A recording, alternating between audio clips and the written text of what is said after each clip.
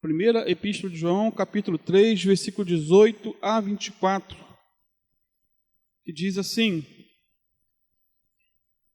Meus filhinhos, não amemos de palavra, nem de língua, mas em obra e em verdade. E nisto conhecemos que somos da verdade e diante dele estaremos seguros em nossos corações. Porque se o nosso coração nos condena, maior é Deus do que o nosso coração e conhece todas as coisas. Amados, se o nosso coração não nos condena, temos confiança para com Deus. E qualquer coisa que lhe pedirmos, dele a recebemos, porque guardamos os seus mandamentos e fazemos o que lhe é agradável, ou que é agradável à sua vista. E o seu mandamento é este: que creiamos no nome de seu Filho Jesus Cristo e nos amemos uns aos outros, segundo nos deu o mandamento. E aquele que guarda os seus mandamentos, nele está, e ele nele. E nisto conhecemos que ele está em nós, pelo Espírito que nos tem dado. Amém. Glória a Deus. Irmãos, pode sentar. Irmãos, glória a Deus, até aqui o Senhor nos ajudou. Deus é bom e o outro aqui não presta. Na última aula, abordamos algumas verdades fundamentais. Vimos que o amor é a evidência da salvação e que o ódio é a evidência da perdição. Vimos também que a maior demonstração de amor foi dada por Jesus Cristo na cruz, por nós, morrendo a nossa morte, derramando seu precioso sangue na cruz do Calvário. Esse não foi um amor de palavras, de boca, mas em obra e em verdade. Isso porque o amor verdadeiro, ele é prático e não teórico. Ele é de fato e de verdade, e não de boca ou de sentimento apenas. Por isso, aí, deixa sua Bíblia aberta, o versículo 18 diz: Meus filhinhos, não amemos de palavra nem de língua, mas em obra e em verdade. Amar de palavras é o mesmo que falar de uma necessidade, teorizar sobre um problema. É o campo das ideias, mas amar com obras e em verdade é o mesmo que suprir essa necessidade. Isso porque um bom discurso não mata a fome de ninguém. Não mata. Belas frases não mata a sede de ninguém. Um lindo poema não aquece ninguém do frio. Aquece? Não. Sendo assim, tanto um discurso como uma frase ou um poema são instrumentos poderosos somente quando postos em ação. Quando é feito algo em decorrência daquelas palavras, daquelas frases ou poemas. O interessante é que Tiago coloca o assunto do amor prático, não no mesmo sentido de João. João fala do amor, Tiago vai falar da fé. E é interessante, Tiago 2, 14 a 17, diz assim: Meus irmãos, que proveita, ou o que aproveita, se alguém disser que tem fé e não tiver obras? Porventura, a fé pode salvá-lo?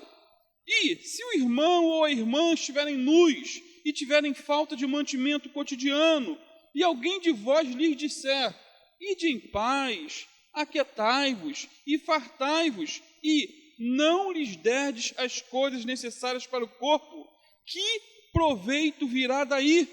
Assim também a fé, se não tiver obras, é morta em si mesma. Então, queridos, tanto o amor como a fé precisam de obras para atestar a sua autenticidade. Dizer que ama sem agir não vale de nada. Amor só de palavras Até o marido que agride a esposa e espanca os filhos tem em seus lábios. É simples.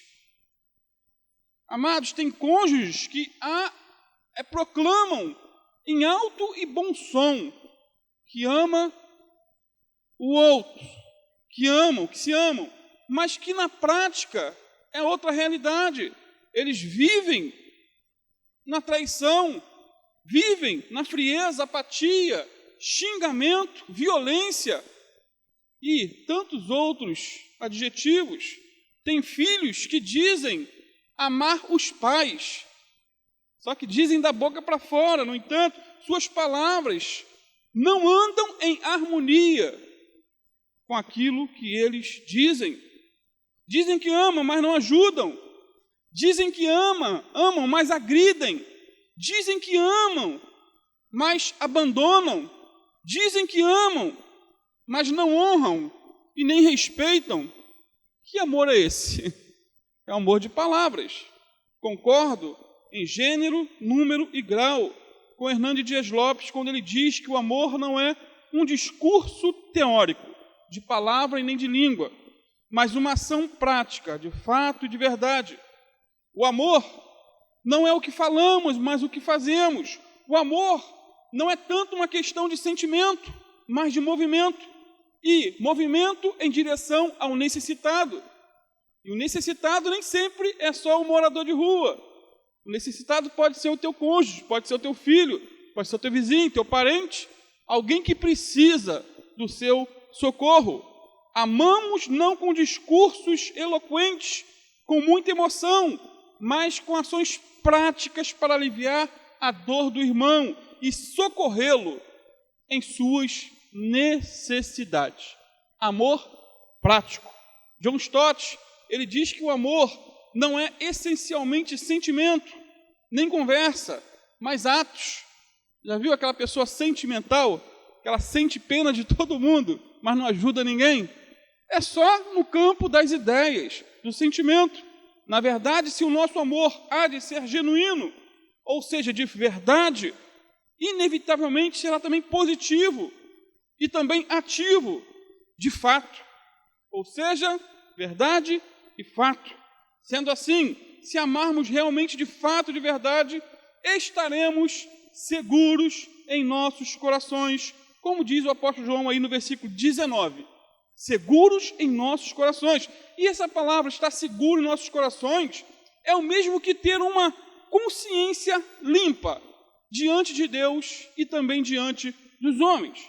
Quando realmente amamos de fato, de verdade, nosso coração tende a não nos condenar.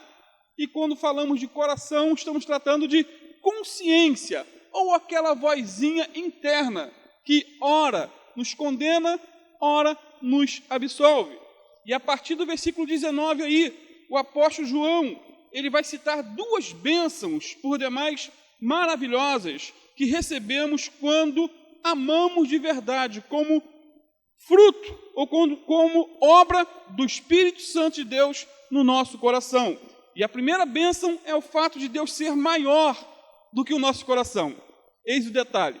A primeira bênção é o fato de Deus ser maior do que o nosso coração. Olha o versículo 19 a 21. Acompanhe com a Bíblia aberta. Diz assim o apóstolo João: e nisto conhecemos que somos da verdade, e diante dele estaremos seguros em nossos corações, porque se o nosso coração nos condena, maior é Deus do que o nosso coração, e conhece todas as coisas. Amados, se o nosso coração não nos condena, temos confiança para com Deus. Como podemos conhecer que somos da verdade? O apóstolo começa dizendo: nisto conhecemos que somos da verdade. Como podemos? Texto fora de contexto é pretexto para heresia. O contexto vai dizer, no versículo 19, no nisto, aí do versículo 19, nisto o quê? O que vem antes. Esse é o contexto que está no versículo 18. Ele diz: meus filhinhos, não amemos de palavra nem de língua, mas em obra e em verdade. Ou seja, queridos, podemos ter certeza de que estamos no caminho da salvação quando não amamos apenas de palavras, mas de fato e em verdade. Como já dissemos na última aula, o amor é a apologética final. O amor é o último argumento. É a prova definitiva de que realmente somos de Jesus. Essa verdade tranquiliza nossa consciência ou coração, pois, a bem da verdade, é amando os outros que sabemos que somos da verdade. Quando amamos os outros de verdade, sabemos que somos da verdade. Quando amamos como Cristo nos amou, temos consciência tranquila diante de Deus, pois o fruto do amor é a confiança. Todavia, porém, muitas vezes nossa consciência também nos condena. É ou não é verdade? Sabe por quê? Porque mesmo praticando o verdadeiro amor, muitas vezes somos bombardeados com dúvidas e incertezas. Mesmo crendo que somos salvos pela graça, mediante a fé, às vezes nos sentimos perdidos. Eu não sei se acontece com você, comigo acontece constantemente. Mesmo sabendo que Jesus morreu por nós na cruz, para nos salvar, muitas vezes nos sentimos condenados. Mesmo sabendo que Jesus é o Cordeiro de Deus, que tira o pecado do mundo ou tira os nossos pecados, nossa consciência nos acusa. Mesmo crendo que o sangue de Jesus nos purifica de todo pecado, ainda assim, muitas vezes, nos sentimos sujos e contaminados. A bem da verdade, o que acontece? Não amamos o suficiente. Tem essa questão. Não somos santos como deveríamos ser. Não lemos a Bíblia como deveríamos. Não buscamos a Deus como Ele merece ser buscado. Tudo isso e muito mais produz em nosso interior, em nosso coração, ou a nossa consciência, um sentimento muitas vezes de frustração, de desânimo, sensação de incompetência, fracasso e até incompetência. Isso pode ser bom, amados, mas pode ser mal. Tem um lado positivo e o lado negativo. Por exemplo, quando a nossa consciência nos condena, quando nos sentimos culpados, podemos ser levados ao arrependimento, ao conserto, ao quebrantamento, à confissão de pecados, buscar o porquê dessa condenação do nosso próprio coração. E isso pode nos levar ao joelho, a orar mais, a buscar mais a Deus. Isso porque, muitas vezes, a consciência é a voz de Deus, mas nem sempre. Muitas vezes é a voz de Deus. Todavia, temos que tomar cuidado com o nosso coração. Muitas pessoas acabam desistindo de caminhar com Cristo porque se acham indignas, porque se acham perdidas. E por não suportarem as condenações de seu próprio coração, acabam vivendo um inferno em vida, sobrecarregadas de traumas, culpas, complexos, sem esperança para o amanhã. Isso porque, muitas vezes, ouvimos a voz do nosso coração, em vez de ouvir a voz da palavra de Deus. Como eu disse, às vezes a voz do nosso coração pode ser Deus usando, Deus falando conosco através do nosso coração, da nossa consciência. Mas pode ser produto da nossa própria carnalidade, ou pode ser a vozinha do diabo, tentando nos desviar do caminho.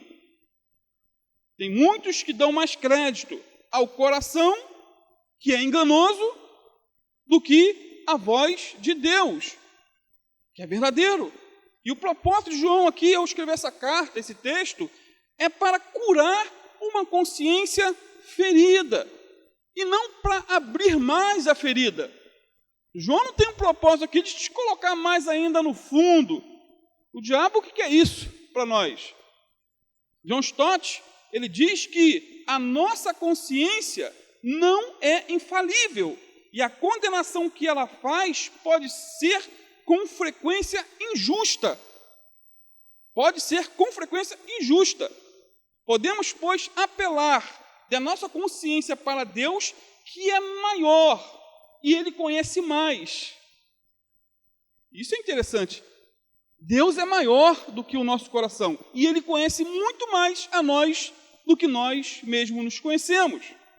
Podemos, pois, amados, apelar da nossa consciência para Deus. Na verdade, Deus conhece todas as coisas, inclusive os motivos secretos, os nossos propósitos mais profundos lá da alma. O cabelinho aqui me perturbando. E é óbvio que Deus será muito mais misericordioso conosco do que o nosso próprio coração. Irmãos, se o nosso coração nos condena, maior é Deus do que o nosso coração. E Ele sabe de todas as coisas. Isso porque existe um abismo entre o nosso coração e Deus. Esse abismo é tremendo. E como já dissemos, nosso coração é enganoso, mas Deus é verdadeiro. Nosso coração é maldoso, mas Deus é bondoso. Nosso coração muitas vezes nos condena. Deus, por outro lado, Ele nos absolve quando nos arrependemos de verdade. Deus é fiel e Ele é maior do que o nosso coração. Essas condenações do coração devem ter acontecido com Pedro. Lembra de Pedro? Pedrão, o vacilão, como dizem os jovens. Depois de negar o Senhor por 3 vezes, a Bíblia diz que ele chorou amargamente, chorou de arrependimento. Ele reconheceu que tinha pecado. Mesmo assim, Pedro, com certeza, não se achava digno de voltar ao grupo apostólico. Ele não se achava digno. Pedro se sentia, talvez, o mais miserável do planeta.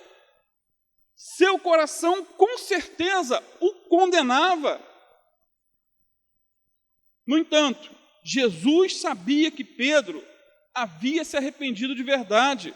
Jesus sabia que as lágrimas de Pedro não eram lágrimas de crocodilo. Dizem que o crocodilo chora quando está matando a sua vítima, né? Mas Pedro não estava chorando com lágrimas de crocodilo, eram lágrimas verdadeiras, de arrependimento. Jesus sabia que Pedro, ele desejava uma restauração total em sua vida. O que fez Jesus, então, para garantir a Pedro a certeza do perdão completo? Depois que ressuscitou dos mortos, Jesus enviou uma mensagem especial a Pedro por intermédio de um anjo. Olha que lindo! Lá em Marcos 16:7, depois de ressuscitado, olha o que Jesus disse, ou seja, que o anjo disse por ordem de Jesus: mas ide, dizei a seus discípulos e a Pedro que ele vai adiante de vós para a Galiléia, ali o vereis, como ele vos disse. Irmãos, essa mensagem, quando chegou a Pedro, deve ter sido como um bálsamo sobre a sua cabeça. O anjo citou o meu nome, há esperança ainda para mim, o mestre não se esqueceu de mim. Talvez o coração de Pedro o tenha condenado por horas, pois ele sabia que havia negado o Senhor por 3 vezes, mas Deus era maior do que o coração de Pedro e sabia todas as coisas. Uma vez que conhecia todas as coisas, Jesus deu a Pedro a certeza do que ele precisava, e ele precisava daquela voz, ele precisava ouvir aquela mensagem. Deus é maior do que o nosso coração, queridos, e Ele sabe todas as coisas. Deus nos conhece melhor do que a nós mesmos. Sendo assim, precisamos orar como Davi. Orou lá no Salmo 139, versículo 23 e 24. Sonda-me, ó Deus, e conhece o meu coração. Prova-me e conhece os meus pensamentos. Vê se há em mim algum caminho mau e guia-me pelo caminho eterno. Amados, por ser maior do que o nosso coração e por conhecer todas as coisas, Deus terá misericórdia de nós, nos confortará, nos tranquilizará, sempre que nos chegarmos a Ele com o coração quebrantado, arrependido e desejosos de consertar aquilo que está errado. Deus é maior do que o nosso coração, porque Ele é mais perscrutador, Ele vai mais fundo e tem mais autoridade para condenar ou absolver do que o nosso próprio coração, que, como diz a Bíblia, ele é enganoso. Hernando Dias Lopes, mais uma vez, ele diz que a nossa consciência, diz que se a nossa consciência nos acusa, não devemos considerá-la a suprema corte do nosso julgamento, nem aceitar que ela seja a palavra final da nossa sentença. Deus é maior do que a nossa consciência. O conhecimento de Deus é pleno e o de nossa consciência é limitado. O julgamento de Deus é pleno de misericórdia e nossa consciência muitas vezes é implacável. Sendo assim, é melhor estar nas mãos de Deus do que estar nas nossas próprias mãos. Amados, corremos o grande risco de sermos esmagados por nós mesmos e de sermos também assolados pela autocondenação. Corremos o risco de vivermos como prisioneiros da culpa, na masmorra do medo, perdendo a alegria de viver, por não compreendermos a graça de Deus que está em Cristo Jesus. Precisamos deixar no passado, e viver o presente com alegria e caminhar para o futuro, na certeza de que a graça nos resgatou e que pelo sangue de Jesus nós somos aceitos por Deus como membros da sua família. Agora somos filhos de Deus, herdeiros de Deus, habitação de Deus, herança de Deus. Somos a menina dos olhos de Deus, a sua delícia, em quem Ele tem todo prazer. Se o teu coração te condenar, sonde ele melhor. Se você detectar algo errado na sua vida, se arrependa, se humilhe e creia na voz de Deus, que é maior do que teu coração. Sendo assim, queridos, em cada crise, podemos tranquilizar o nosso coração perante Deus. Quando formos tentados pela dúvida do presente ou pelo medo do futuro, porém, podemos mirar o alvo. O alvo é o Calvário e ver ali alguém que morreu por nós, que derramou o seu precioso sangue. Na cruz do Calvário, Jesus deu a sua vida por amor. Na cruz do Calvário, Jesus deu um alto e bom brado: está consumado. E não só isso, ele não só morreu, mas ele ressuscitou ao terceiro dia e está assentado à destra do Pai a interceder por mim e por você, que está passando por lutas, tribulações, angústias, numa época tão confusa, tão tribulada, que se você liga o televisor, você fica desesperado. Creia em Deus, creia em Deus. A segunda bênção, queridos, é a certeza de ter as nossas orações respondidas. A primeira bênção é que Deus é maior do que nosso coração. E a segunda bênção é a certeza de ter as nossas orações respondidas. Versículo 22 e 23 diz assim: e qualquer coisa que lhe pedimos, dele a recebemos, porque guardamos os seus mandamentos e fazemos o que lhe é agradável à vista. E o seu mandamento é este: que creiamos no nome de seu Filho Jesus Cristo e nos amemos uns aos outros, segundo nos deu mandamento. É assim que está na tua Bíblia? Amém? Amados, João, ele não está aqui nos apresentando um cheque em branco assinado pelo Senhor Jesus para colocarmos aqui o que queremos em nossas orações. Qualquer coisa aqui nesse texto é tudo aquilo que esteja dentro da vontade de Deus, para a glória de Deus e não para o nosso bel prazer. As nossas orações, elas são respondidas conforme a vontade de Deus, e não segundo os nossos pretensos direitos. Afinal de contas, direito algum nós não temos, nenhum. É tudo por graça, favor, misericórdia. 1 João 5,14. O apóstolo João mais à frente, vamos estudar esse versículo melhor, mas ele diz assim: e esta é a confiança que temos nele, que se pedirmos alguma coisa segundo a sua vontade, ele nos ouve. Ou seja, Deus não responde a todo e qualquer pedido, mas apenas aqueles que estão de acordo com a sua vontade e que são para a sua glória. Se quisermos ver as nossas orações respondidas, precisamos orar ao Pai, em nome de Jesus, para a glória do Pai e no poder do Espírito Santo. Precisamos ter vida limpa, coração livre de rancor, mágoa, ódio. Precisamos obedecer aos mandamentos da palavra e crer nas promessas de Deus.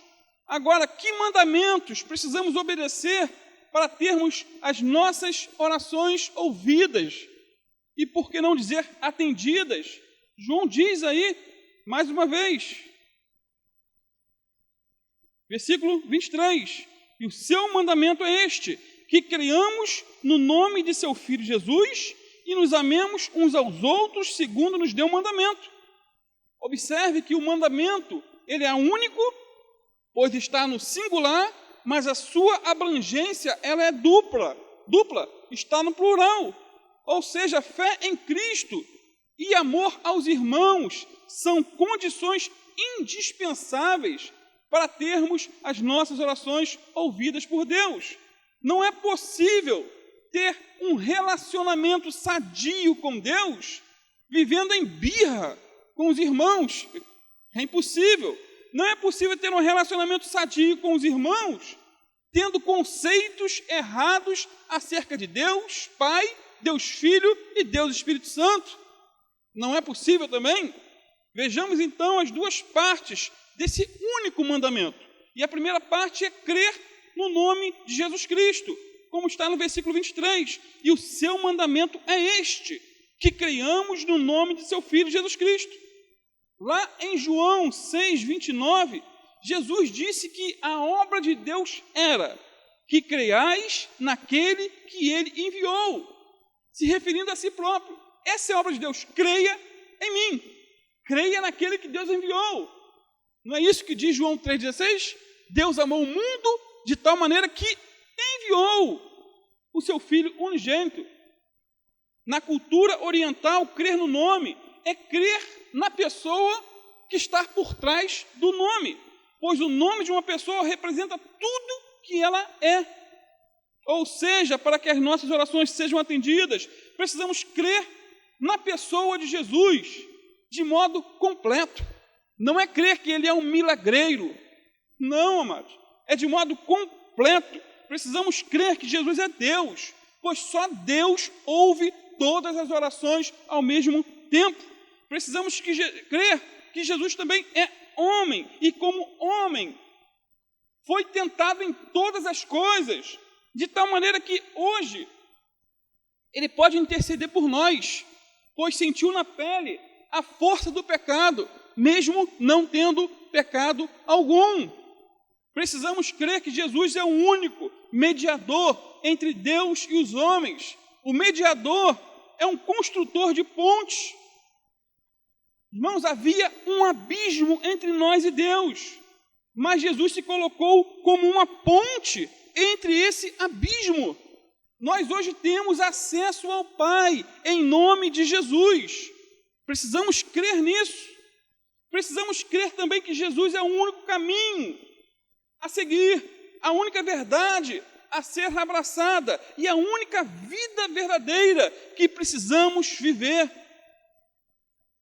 Por fim, precisamos crer que há poder no nome de Jesus para expulsar demônios, para curar enfermos, para libertar os cativos e para ganhar almas para o reino dos céus. Como diz lá em Marcos 16, versículo 17 a 18, quando o próprio Senhor Jesus disse: e estes sinais seguirão aos que creem. Não é seguir aos pastores, aos bispos, apóstolos, não, é ao que crê. Estes sinais seguirão aos que creem. Em meu nome expulsarão demônios, falarão novas línguas, pegarão nas serpentes, e se beberem alguma coisa mortífera, não lhes fará dano algum, e porão as mãos sobre os enfermos e sararão. E foi esse texto que eu preguei na Santa Ceia, lá em Maricá, no último domingo. A segunda parte do mandamento aqui é amar uns aos outros, versículo 23. E o seu mandamento é este: que creiamos no nome de seu Filho Jesus Cristo e nós amemos uns aos outros, segundo nos deu mandamento. Irmãos, um mandamento não envolve necessariamente sentimento, mas obediência. Eu não amo porque sinto, eu amo porque eu obedeço. A ordem é clara, precisamos nos amar uns aos outros. Agora, aonde está escrito que Jesus nos deu esse mandamento de amar uns aos outros, como diz João aqui, em tantos textos?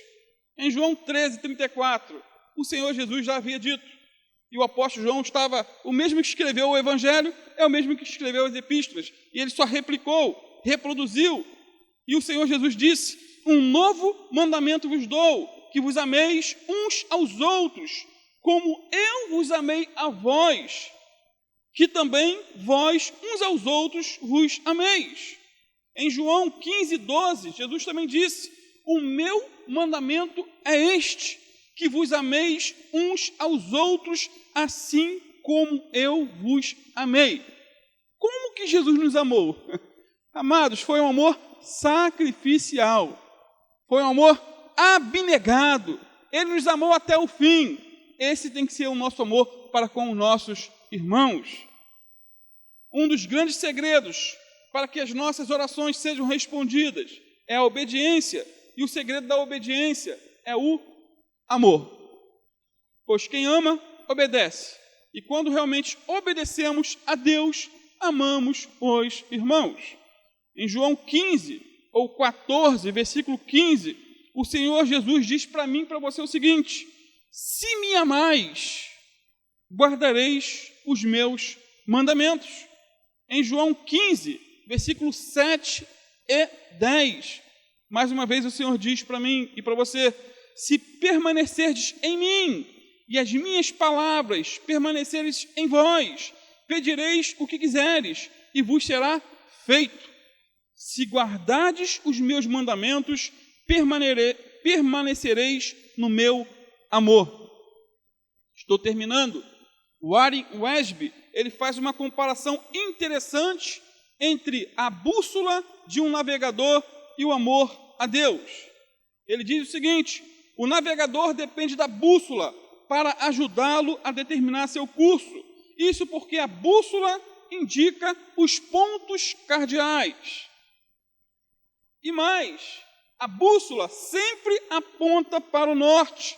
Sabe por que ela sempre aponta para o norte? Porque é uma propriedade sua reagir ao campo magnético que faz parte da constituição da Terra. Ou seja, a bússola responde à natureza da Terra. Pode-se dizer o mesmo em relação ao amor cristão. A natureza de Deus é amor, não é isso? 1 João 4:8, parte B, diz: Deus é amor. A pessoa que conhece Deus e que nasceu de Deus responde à natureza de Deus. Então, da mesma maneira que a bússola aponta para o norte de maneira natural, o cristão ama naturalmente, pois o amor é a natureza de Deus. Esse amor não é uma reação forçada, mas uma resposta natural. Ou seja, quem nasceu de novo, naturalmente, ama. Não pode ser o contrário. Amar está no DNA do cristão. Ele ama porque é filho de um Deus que é amor. Ou seja, quem ama ajuda, quem ama socorre, quem ama cuida, quem ama ora, Quem ama, põe a mão no bolso e socorre o necessitado. Sendo assim, crer em Jesus significa obedecer ao seu mandamento de amarmos uns aos outros. Para concluir, veja comigo o que João diz aí no verso 24. E aquele que guarda os seus mandamentos, nele está, e ele nele. É nisto conhecemos que ele está em nós, pelo Espírito que nos tem dado. Irmãos, alguém já comparou essa carta de João aqui que estamos estudando a uma escada em caracol, onde você sobe fazendo voltas, não é isso? Vai circulando, mas está subindo. 3 assuntos estão sempre fazendo voltas na carta de João. Se você ler ela toda numa sentada só, você vai observar isso. 3 assuntos estão sempre fazendo voltas, mas não está no mesmo lugar, está subindo. É sempre de maneira mais profunda, mais elevada. 3 assuntos. Primeiro, ou seja, ele vai tratando de 3 provas que identificam o cristão. E a primeira prova é a prova doutrinária, a fé genuína em Jesus Cristo. A segunda prova é a prova social, amor aos irmãos. E a terceira prova é a moral, ou seja, obediência aos mandamentos e santidade de vida. Em toda a carta, ele vai estar sempre como que subindo uma escada em caracol. Então, ele está sempre repetindo muitos assuntos. Mas a repetição, muitas vezes, nem sempre, mas muitas vezes, ela é válida, é sadia. Que não pode, por exemplo, um pregador ficar sempre falando a mesma coisa, é enfadonho. Mas o apóstolo Paulo, ele está sempre repetindo, mas sempre aprofundando. E o apóstolo Paulo, por exemplo, também tratou dessa questão da repetição. Ele disse que era por bem da igreja de Filipos. Filipenses 3:1, ele diz o seguinte: haja o que houver, caros amigos, alegre-se no Senhor, diz ele. Nunca me canso de dizer-lhes isto, e é bom para vocês ouvir muitas vezes a mesma coisa. Então João está sendo um tanto quanto repetitivo, muitas vezes, aqui nessa carta. E aqui no versículo 24, João diz mais uma vez que a condição para permanecermos em Deus é a obediência. O Senhor Jesus, lá em João 14:21, disse o seguinte: aquele que tem os meus mandamentos e os guarda, esse é o que me ama. E aquele que me ama será amado de meu Pai, e eu o amarei e me manifestarei a ele. Olha que palavra, amados. Por fim, finalmente, João diz que a prova que realmente permanecemos em Cristo, qual é? É a habitação do Espírito Santo em nós. Essa é a prova definitiva, porque a Bíblia diz que o Espírito Santo de Deus é derramado em nossos corações, que o amor de Deus é derramado em nossos corações pelo Espírito Santo de Deus. Amém, queridos? Vamos ficar de pé, vamos estar orando. Eu peço à irmã, ela vai estar também aqui cantando um louvor, finalizando o culto, e eu já estou passando para o pastor Júlio. Santo Deus, em nome de Jesus, Pai, te louvamos por mais essa leitura, esse estudo. Pai, em nome de Jesus, aprendemos muitas coisas, Senhor, e uma delas é que o nosso coração, ele é enganoso.